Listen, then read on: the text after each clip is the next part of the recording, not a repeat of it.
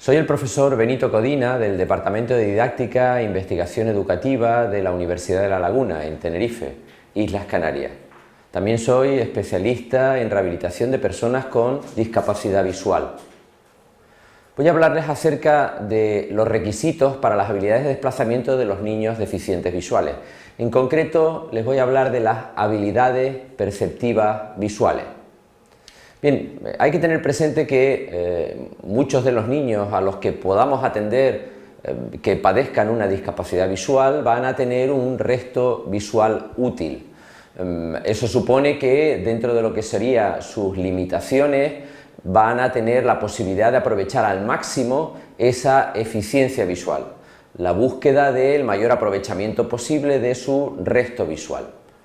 Las patologías con las que nos podemos encontrar con esos niños con discapacidad visual pueden partir del glaucoma, que supone básicamente desde el punto de vista funcional una pérdida del campo periférico.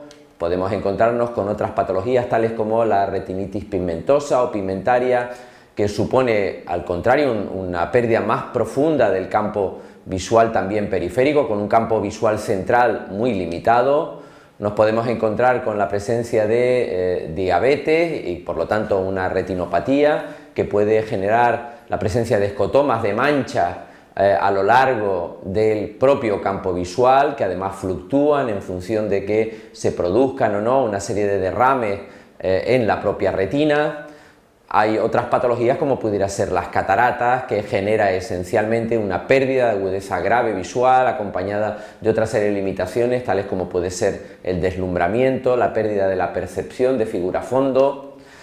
También está presente la miopía magna, en este caso, que genera, además de una pérdida de agudeza, también puede producir una pérdida del propio campo visual.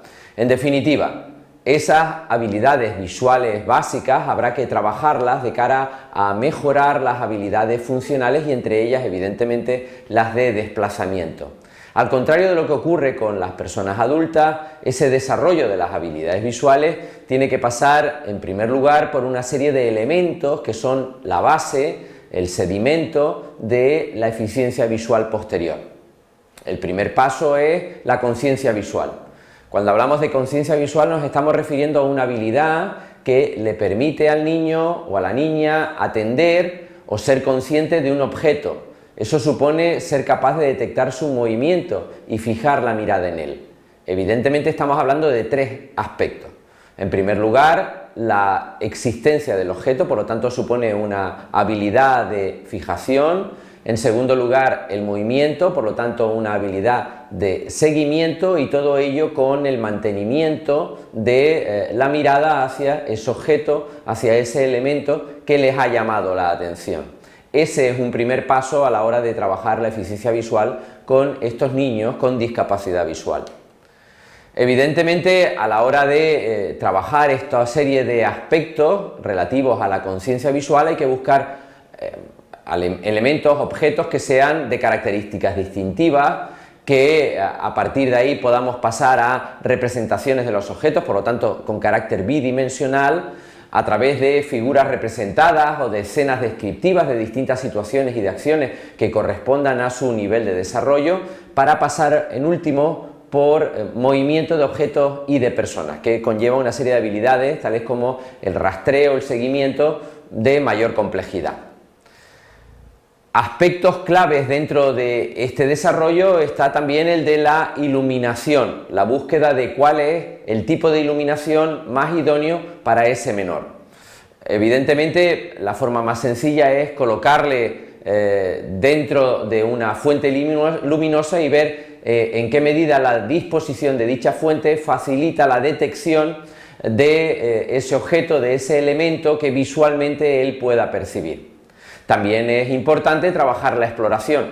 Básicamente nos estamos refiriendo al movimiento de la cabeza y o de los ojos dentro del punto de búsqueda de un objeto concreto, de una persona, de un elemento que le resulte saliente, atractivo a la hora de fijar su mirada en él, a la hora de prestarle atención. También hay que trabajar la fijación. Cuando hablamos de fijación nos estamos refiriendo a la dirección y al enfoque de la mirada hacia un objeto concreto. De ahí que tengamos que trabajar con elementos que sean atractivos para él a distintas distancias, en distintas posiciones dentro de su campo visual. El seguimiento es otra habilidad visual que habrá que incluir dentro del repertorio del menor. Eso supone implicar, en primer lugar, la exploración y la localización de una línea ambiental deseada, de una línea que vaya a seguir, para luego fijarse en ella y, a continuación, seguirla visualmente. Puede servirnos, en este caso, una línea a la línea o a la altura de su mirada, o bien en el suelo, algo que contraste con el fondo, por lo tanto que sea sobresaliente, y trabajando esos tres aspectos: en primer lugar la conciencia, en segundo lugar la fijación y en tercer lugar el seguimiento visual de dicha línea ambiental. También se encuentra la habilidad de rastreo. A diferencia de las anteriores, la habilidad de rastreo supone el seguimiento visual de un objeto que sea móvil, tanto con los ojos como con la cabeza, mientras que el sujeto, el niño en este caso, se encuentra en una posición estática. Ese es el primer paso para luego hacerlo desde una posición dinámica. Recordamos que el rastreo se trata del seguimiento de un elemento móvil, que puede ser bien sea con los ojos o con la cabeza, en función de su campo visual, en función de lo que consideremos que sea más oportuno. Siempre partiendo de elementos en posición estática por parte del menor para luego pasar a una posición dinámica, en movimiento. La complementación también es una habilidad importante a incorporar dentro del repertorio visual del menor. Se trata de la habilidad para establecer o para percibir el objeto total, sea una imagen, sea una persona, solamente percibiendo partes del mismo. Supone el ejemplo de ver la parte delantera de un coche para complementariamente saber distinguir que se trata de un vehículo, o la parte trasera de un autocar para distinguir qué es eso, o elementos mucho más sencillos como puede ser, por ejemplo, las letras. Eso resulta sumamente importante en pérdidas de campo, sobre todo en este caso en pérdidas de campo periférico. Por lo tanto, la complementación es una habilidad visual a incorporar dentro del repertorio del menor.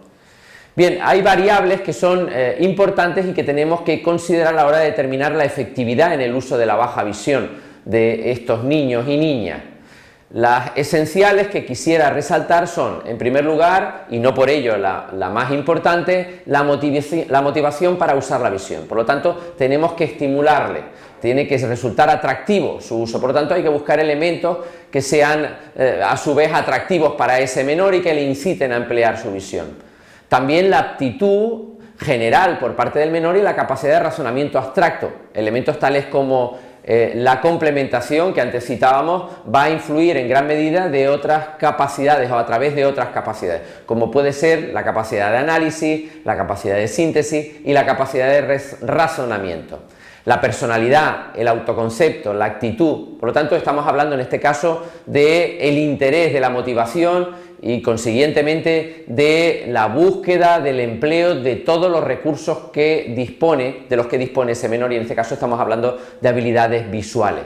También de la edad de aparición del déficit, porque no es lo mismo que el niño pierda su visión ya en una etapa avanzada en la que hay memoria visual, en la que se han producido la consolidación de muchos componentes visuales, que ésta se produzca de forma congénita, desde el nacimiento o en los primeros meses o años de vida.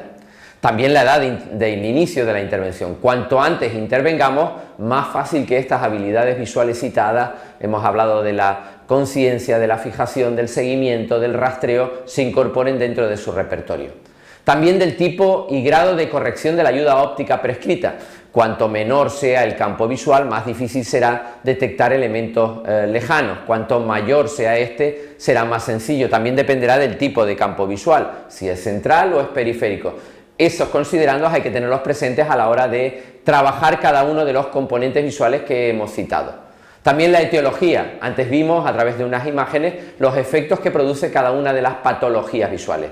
Pérdidas de campo central, pérdidas de campo periférico, problemas a la hora de la acomodación, dificultades a la hora de la fijación, etcétera, etcétera. La experiencia previa.